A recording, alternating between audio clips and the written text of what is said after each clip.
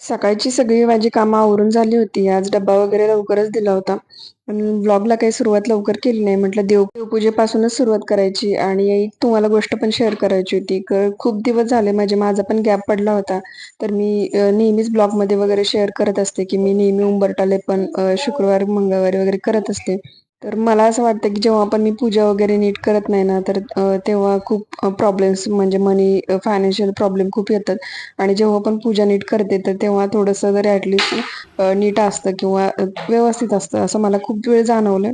तर तुम्ही पण जर करत नसाल तर एक वेळ अनुभव घेऊन नक्की बघा. तर आता कपडे वगैरे झाले, भाजी माझ्यासाठी वेगळी बनवली कारण आता श्रावण चालू होईल त्यामुळे नॉनव्हेज वगैरे आता 2-3 दिवस चालूच आहे.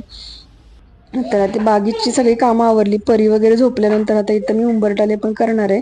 तर त्यासाठी एका वाटीत थोडंसं सुगंधित चंदन, हळद, गुलाबजल घेतलं आणि आता सध्या माझ्याकडं गोमूत्र संपले, पण असेल तर ते पण घालते मी. त्याने आता उंबरठा पण करून घेतलं, पूजा करून घेतली आणि आता छानशी रांगोळी पण काढून घेतली. तर बाकीचं सगळं आवरलंय. आज फरशी पुसायला नको वाटत होतं कारण उशीर होत होता. पण म्हटलं नंतर जाऊ दे, तसंच घाण राहिलं कसं तर वाटतं. त्यामुळे लगेच फरशी वगैरे क्लीन करून घेतली. भांडे वगैरे थोडी होते ते पण घासून घेतले.